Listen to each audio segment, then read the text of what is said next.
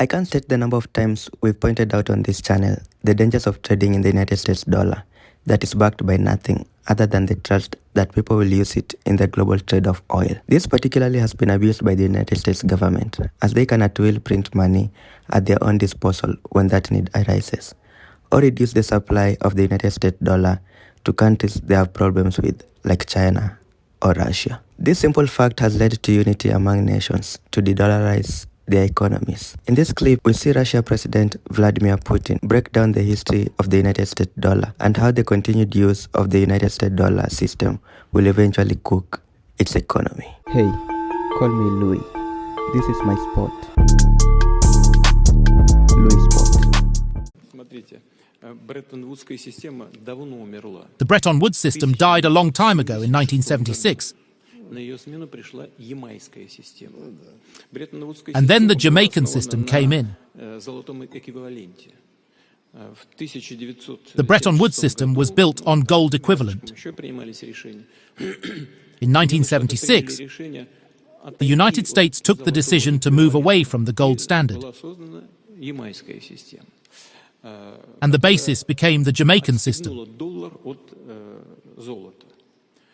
which detached the world from gold. What is the basis of this Jamaican system, which works to this day? It's the trust in the American economy.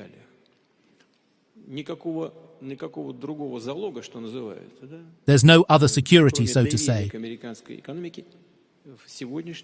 other than trust in the American economy. It's like that. There is no other security. So what that means is that they are exploiting their position in the world economy and are earning serious money on this. There's open source information that notionally the United States owes the world economy $54.3 trillion. What does this figure consist of? $12.6 trillion is what individuals hold on their accounts, in their pockets, so to say, outside of the borders of the United States. Plus, another $10 trillion is invested or taken out by American companies. So this is $22.6 trillion US dollars, which is not secured by anything other than trust in the American economy. The rest of the amount is what citizens of other countries have invested in American companies.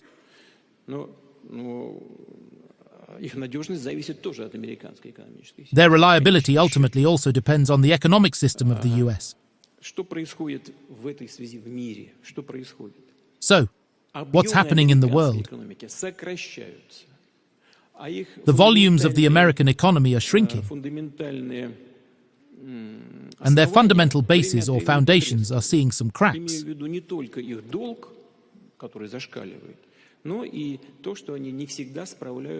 It's not just debt, but also the fact that they're not managing their target or figures for inflation.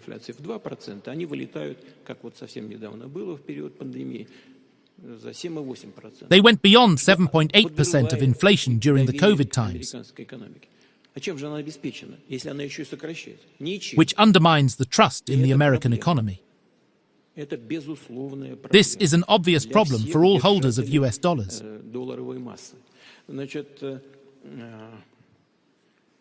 Due to its shrinking share in the world economy,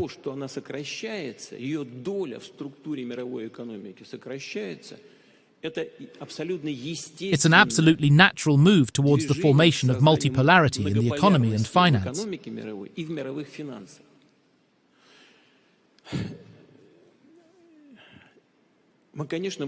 Of course, we can make up some systems. However, the significance of a certain currency depends on the significance of the economy that it represents. What are we doing now? With our BRICS partners, we are building this joint work, and the role of Russia will be significant. We've created a new bank. We have created new currency tools and instruments. The whole world, or at least significant players, are moving to national currencies. 90% of our trade volume with China is done in yuan and rubles. In the post-Soviet area, we see that the trade volume is nearing 70% in rubles.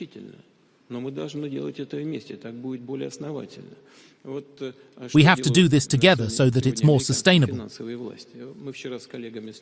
We discussed this with some of my colleagues until very late. We talked about this session today and the possible topics. And we came to the conclusion that the American government is just like what was happening in the UK. When employees were breaking the tools that they were using for work. This is what they're doing. They're breaking their instruments or their tools which they're using for work.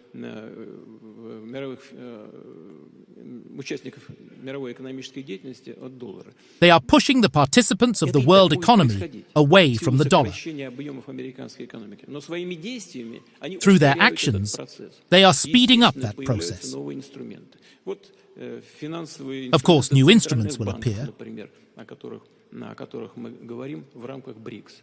We talked about central banks in BRICS.